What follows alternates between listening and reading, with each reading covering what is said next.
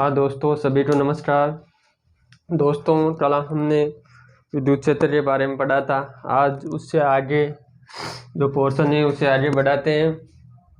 तो दोस्तों, आज पढ़ेंगे हम बिंदु आवेश के कारण विद्युत क्षेत्र।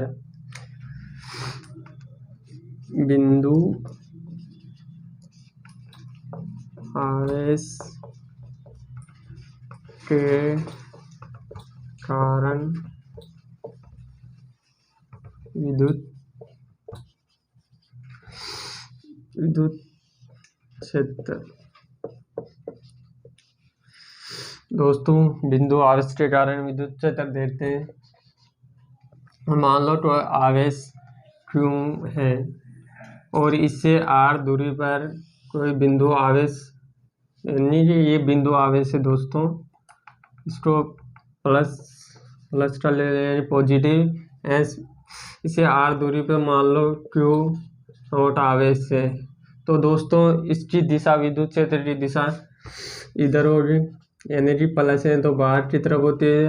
आपने कल पढ़ ही लिया था। तो विद्युत क्षेत्र की दिशा इधर होगी और इस पर जो बल लगेगा वो भी, उसकी दिशा भी इधर होगी दोस्तों। तो दोस्तों, यदि इन दोनों के मध्य बल ज्ञात करते हैं तो कूलॉम के नियम से बल ज्ञात करते हैं। पहले F1/4πε Q not upon R square, इसको नंबर 8 लगा देते। अब दोस्तों, हमने कल विद्युत क्षेत्र का जो सूत्र देखा था उससे ज्ञात करते हैं। तो विद्युत क्षेत्र का सूत्र होता है दोस्तों E बराबर F/Q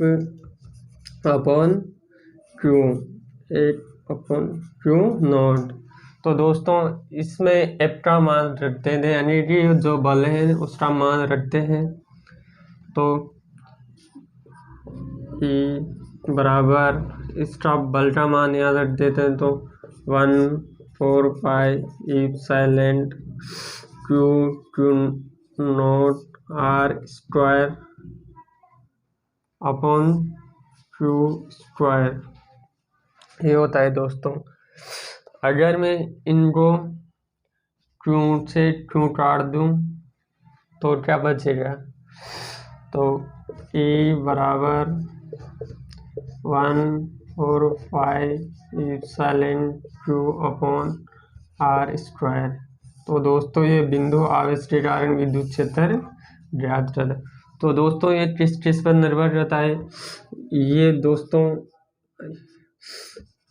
R के और के इत्रोनुपाती होता है दोस्तों, यानी कि दूरी बढ़ने के साथ साथ विद्युत क्षेत्र का मान कम होगा और के। तो अब इसका जो ग्राफ देखते हैं कि दूरी बढ़ने पर कैसे विद्युत क्षेत्र कम होता है।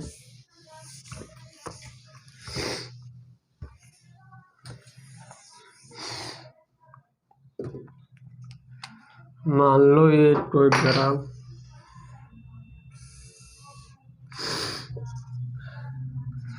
इस पे विद्युत क्षेत्र लेते हैं हम और इस पे R लेते हैं दोस्तों। जैसे हम दूरी बढ़ती जाएगी वैसे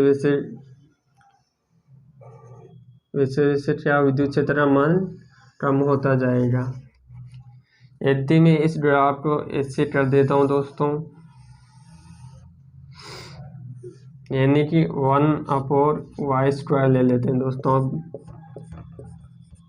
तो ये ग्राफ सीधी रेखा में प्राप्त होता है दोस्तों। तो इस प्रकार हम इसका ग्राफ भी देखते हैं। आई होप आपके समझ में आया होगा। तो दोस्तों, अब आगे चलते हैं।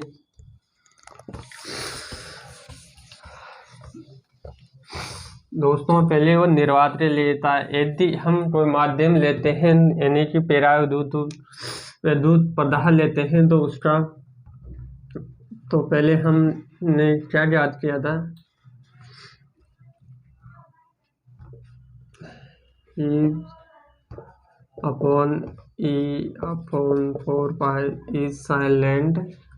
Q upon R square. यदि में ये निर्वात के लिए दोस्तों, निर्वात के लिए यदि कोई माध्यम, यानी कि पराविद्युत उदाहरण लेते हैं तो उसका सूत्र क्या होता है। हम जानते हैं कि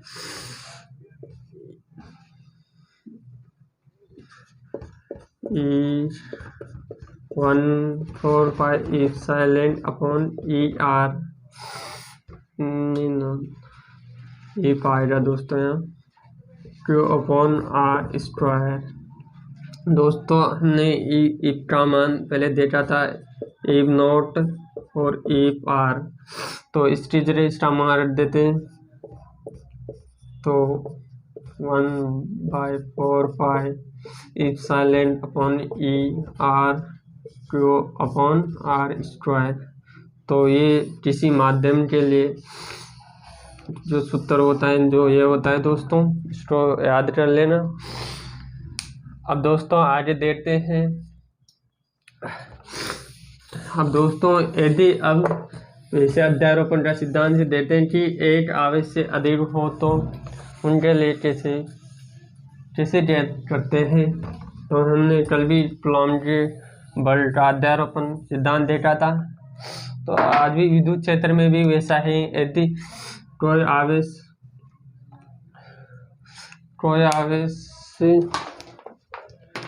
विद्युत क्षेत्र में भी मान लो कोई आवेश Q1 Q2 Q3 है, तो इन पर जो यहाँ से जो विद्युत क्षेत्र होता है उसका मान ज्ञात कर लेते हैं दोस्तों। तो यहाँ पर और बिंदु मान लेता हूँ मैं, इसको Z, इसको Y, इसको X। तो हमने कल भी देखा था कि हम जो भी ज्ञात करते हैं उसे सीधा जोड़ देते हैं। तो इस बिंदु पर जो विद्युत क्षेत्र होगा वो होगा दोस्तों E बराबर E1 plus E2 plus E3 के बराबर होगा। Q1 के कारण, Q2 के कारण और Q3 के कारण, तीनों के कारण होगा दोस्तों। तो सीधा इसका मान इनमें रख देते हैं तो इस बिंदु पर कुल विद्युत क्षेत्र का मान मिल जाता है। तो इस प्रकार से ज्ञात कर लेते हैं। अब मैंने बताया दिया कि Q1 Q3 कैसे ज्ञात करते हैं, वैसे सूत्र में रख देते हैं।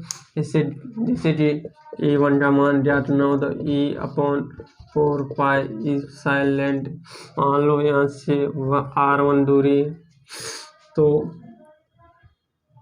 Q1 का मान यानी Q1 इंटू R स्क्वायर।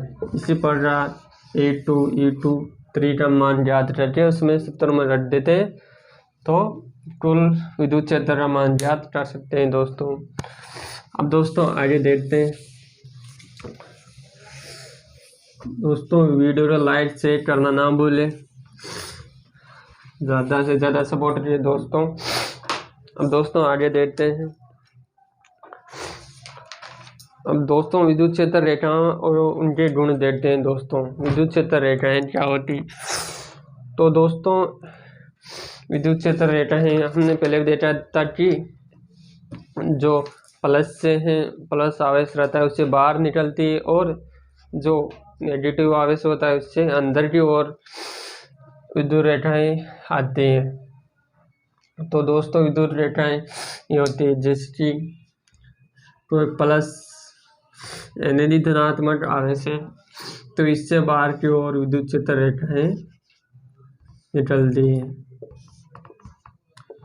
बाहर की ओर विद्युत क्षेत्र रेखाएं निकलती है। यदि नेगेटिव यानी कि ऋणात्मक आवेश है तो इससे अंदर की ओर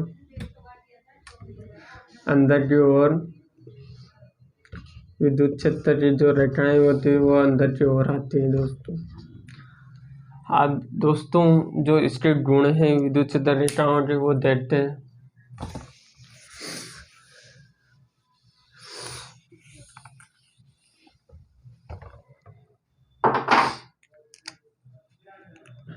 विद्युत क्षेत्र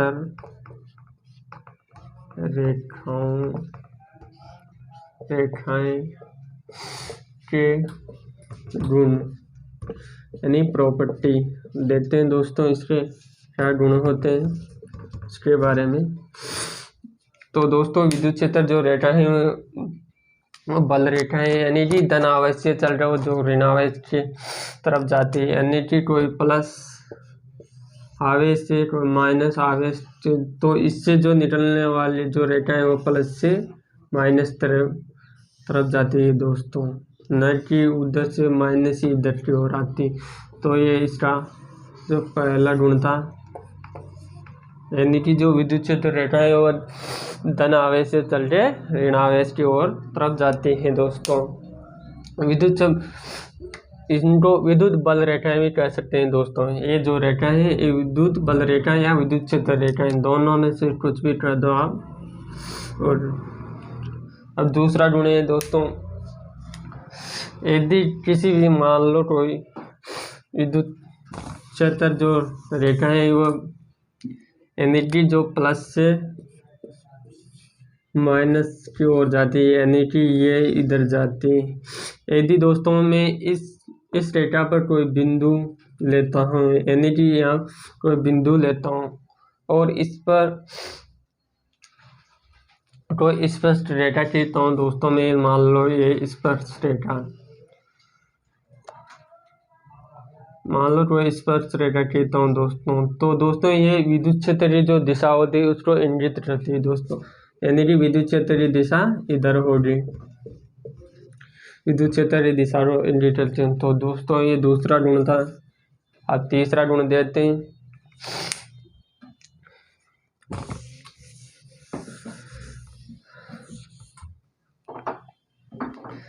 तीसरा गुण होता है दोस्तों, यानी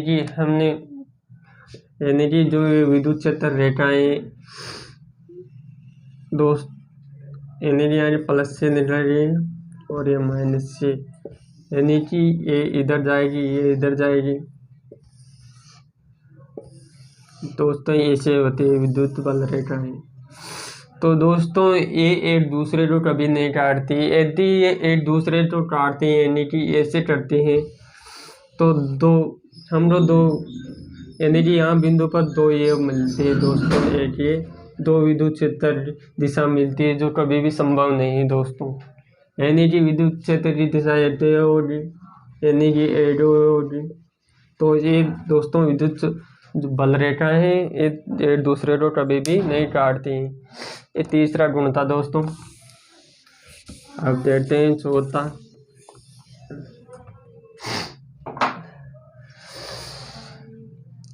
दोस्तों यदि हम कोई प्लस जो इनसे दूर निकलने वाली और जो रेखाएं हैं वो दोस्तों ऐसे होती है, यानी कि लचकदार दूसरे को क्या करती है, प्रतिकर्षण करती है, प्रतिकर्षण करने का प्रयास करती है दोस्तों।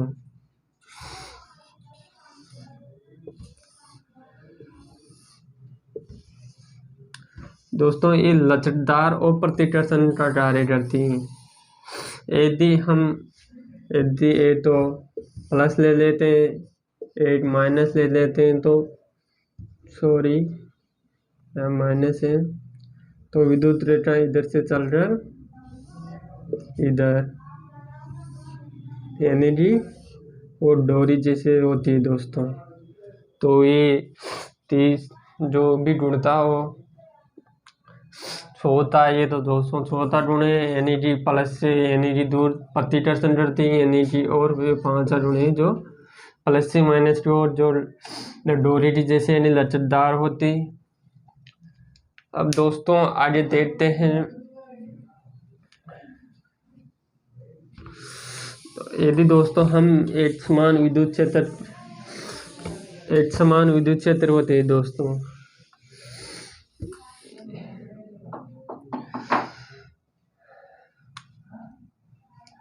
यानी दोस्तों यदि एक समान विद्युत क्षेत्र हो,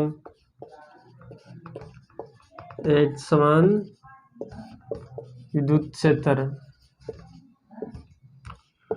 हो तो दोस्तों उसमें जो बल रेखा है वो एक दूसरे के समांतर होती हैं,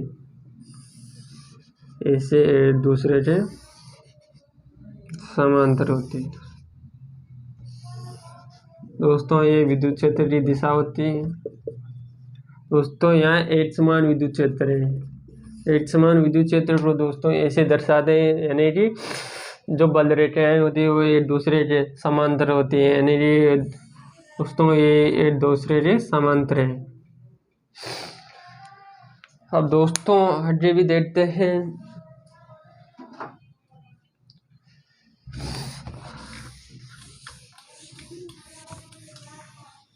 अब किसी चालक के पर देखते हैं दोस्तों बल रेखाएं। मान लो कोई चालक है, चालक तार होता है दोस्तों, उस पर हम जानते हैं कि वो प्लस पॉजिटिव आवेश उसके बाह्य कोश में होता है, यानी कि इसके बाहर की ओर तो विद्युत क्षेत्र होता है,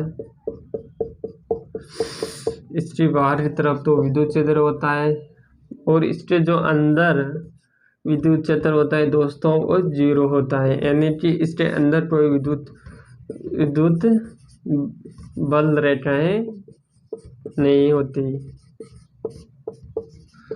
तो इसका आप ध्यान रखना, ये बहुत ही इम्पोर्टेंट कॉन्सेप्ट है दोस्तों।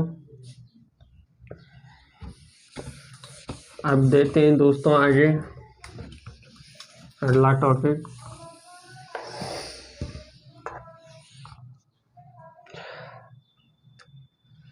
अब दोस्तों विद्युत द्विध्रुव देखते हैं दोस्तों। विद्युत द्विध्रुव क्या होता है दोस्तों?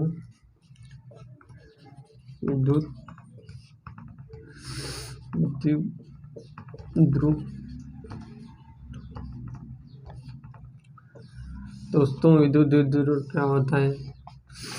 यानी कि विद्युत मान दोस्तों इसमें एक तो प्लस पॉजिटिव एक माइनस नेगेटिव आवेश होता है, यानी कि इसका मान भी -2 यानी +2 आवेश है तो इसका मान भी -2 आवेश हो जाए, यानी ये दोनों पर आवेश समान होने चाहिए एवं विपरीत क्रम के होने चाहिए। इनके चिन्ह क्या होने चाहिए? विपरीत क्रम के होने चाहिए।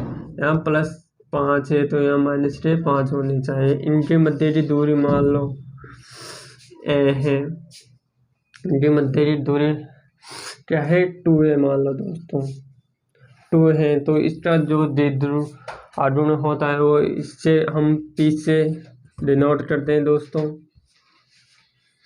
P से, और इसका मान होता है इसका एक आवेश का परिणाम, और इसके मध्य की जो दूरी है वो 2 है। तो इसको द्विध्रुव आघूर्ण का जो सूत्र होता है ये होता है, यानी कि दो समान आवेशों के मध्य की दूरी इंटू, यानी कि एक आवेश का परिणाम इंटू उनके मध्य की दूरी ही द्विध्रुव आघूर्ण कहलाती है दोस्तों। इसकी परिभाषा भी आप ऐसे दे सकते हैं दोस्तों, रटने की जरूरत नहीं दोस्तों। अब आगे देखते हैं।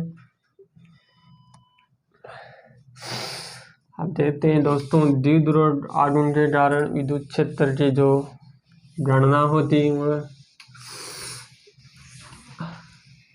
विद्युत क्षेत्र की जो गणना है किसके कारण? द्विध्रुव आघूर्ण के कारण।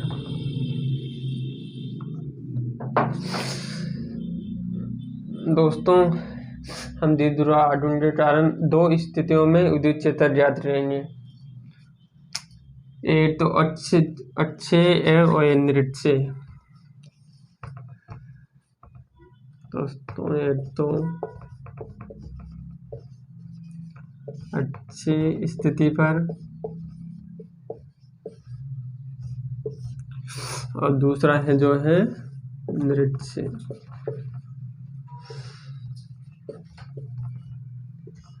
स्थिति पर। इन दोनों पर विद्युत क्षेत्र की गणना करेंगे। पहले हम अक्षीय स्थिति पर गणना करते हैं, तो देखते हैं।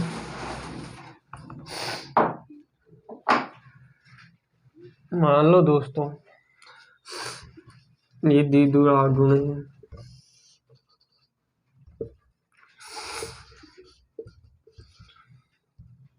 ये द्विध्रुव आघूर्ण है दोस्तों। मान लो इससे कोई बिंदु P, इससे इसके मध्य से, यानी कि यहाँ दूरी कितनी है दोस्तों, R। यहाँ कोई P बिंदु है दोस्तों, इस बिंदु पर कोई विद्युत क्षेत्र की गणना करनी है। तो दोस्तों विद्युत क्षेत्र इसके कारण तो इधर होगा, यानी कि विद्युत क्षेत्र की दिशा इधर होगी, और उसके कारण विद्युत क्षेत्र की दिशा दोस्तों इधर होगी, यानी कि माइनस की तरफ होगी। तो देखते हैं दोस्तों, माइनस, ये तो प्लस के कारण है दोस्तों, ये माइनस के कारण।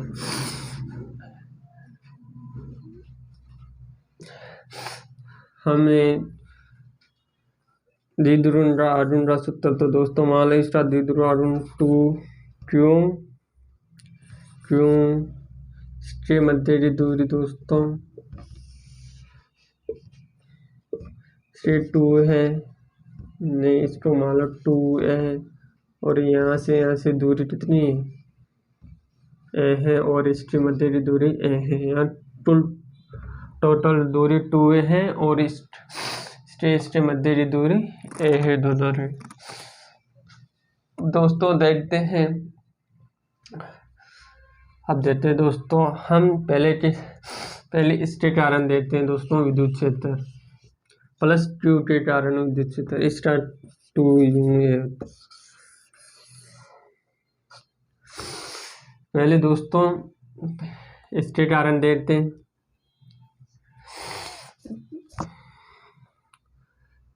प्लस Q के कारण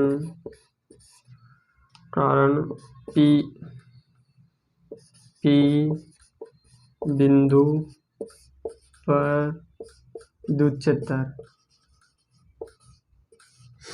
P बिंदु पर विद्युत क्षेत्र दोस्तों क्या होगा, P बिंदु पर दोस्तों ये दूरी कितनी है, R है दोस्तों। अब इससे ये दूरी कितनी होगी दोस्तों, यानी R माइनस A होगी दोस्तों। तो इसके कारण जो विद्युत क्षेत्र होगा, यानी E प्लस के कारण जो विद्युत क्षेत्र होगा 1/4 एप्सिलॉन Q, यानी कि R माइनस A का होल स्क्वायर। A प्लस के कारण आ गया दोस्तों। अब देखते हैं माइनस के कारण, माइनस आवेश के कारण दोस्तों, बिंदु दोस्तों इसको मिटा देता हूँ, मैं ऊपर लिख देता हूँ, बिंदु P पर माइनस Q आवेश के कारण विद्युत क्षेत्र दोस्तों, मान लो यहाँ से ये दूरी तो दोस्तों R है। अब हम तो इससे दूरी ज्ञात करनी है, तो दोस्तों ये दूरी यहाँ कितनी दूरी है, तो A है, तो इसकी कुल दूरी कितनी होगी, तो ये कुल दूरी दोस्तों R प्लस A हो जाएगी। तो माइनस Q आवेश के कारण जो विद्युत क्षेत्र होगा दोस्तों, इसको 1 रख देते हैं, इसका समीकरण 8 दे देते हैं, इसको 2 दे देते हैं, तो इसके कारण 4 epsilon minus Q R plus A का होल स्क्वायर नंबर 2 दोस्तों, ये उतार लीजिए। फिर आगे देखते हैं, जो बोर्ड छोटा है इसमें जगह नहीं, आप स्क्रीनशॉट ले लीजिए।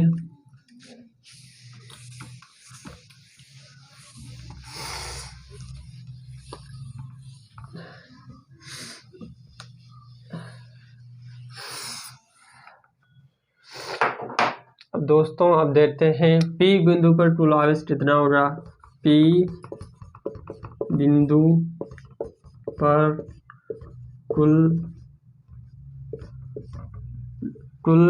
विद्युत क्षेत्र, यानी कि कुल क्षेत्र कितना होगा, E बराबर +1 +2 होगा। तो इसका मान रख देते हैं, +1 का मान दोस्तों अभी आया था, आपने नोट कर लिया तो उसको यहाँ रख देते हैं। 1/4 epsilon Q upon R minus A square plus 1/4 epsilon minus Q R plus A का होल स्क्वायर। दोस्तों ये माइनस का चिन्ह है तो ये भी माइनस का हो जाएगा। तो इसको दोस्तों इसमें Q अपॉन ये तो कॉमन आ रहा है, जो कॉमन आ रहा है उसको कॉमन ले दे। तो 1/4 इप्सिलॉन Q कॉमन आ गया दोस्तों। अब क्या बचा, R प्लस का whole square minus 1/R plus A का होल स्क्वायर। दोस्तों अब इसको सोल्व करते हैं तो देखते हैं क्या आता है विद्युत क्षेत्र।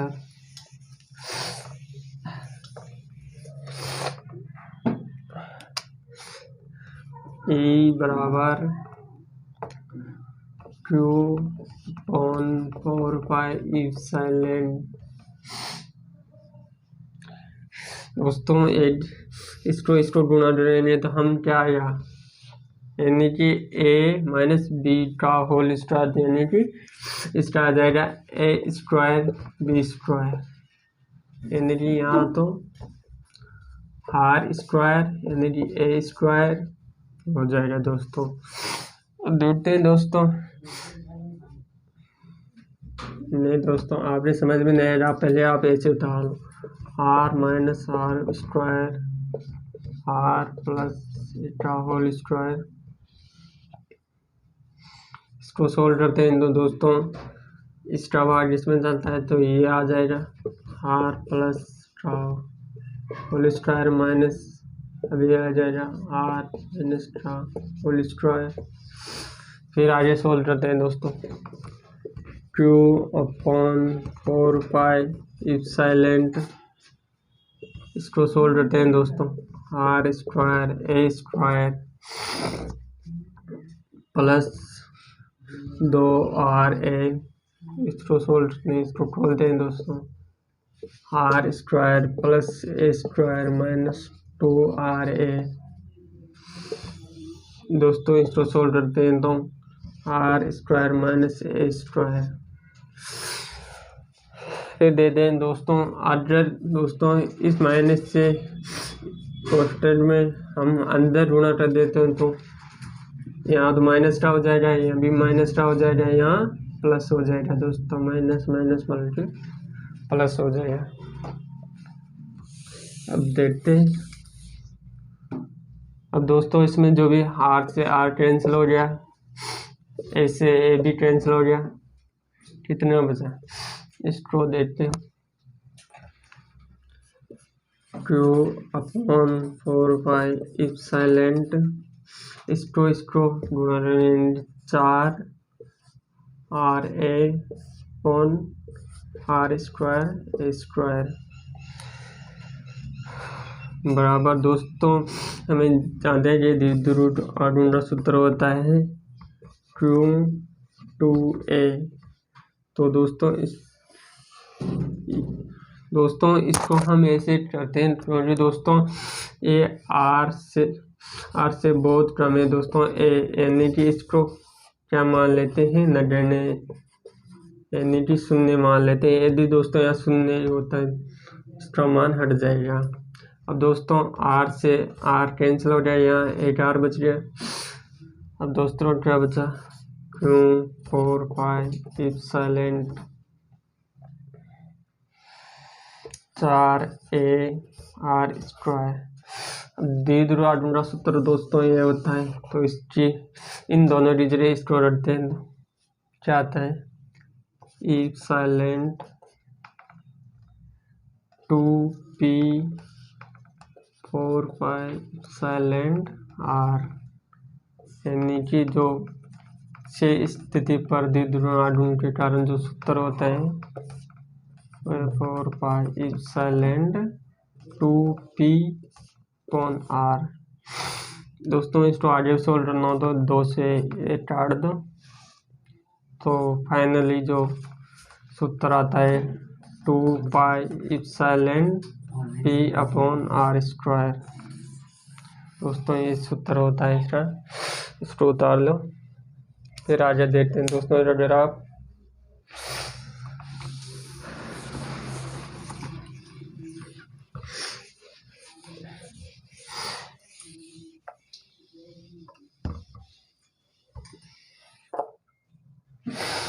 दोस्तों हमें जो सूत्र आया था वो था 1/4 पाई इप्सिलॉन 2p/r। एक भी दोस्तों हम ग्राफ बनाते हैं।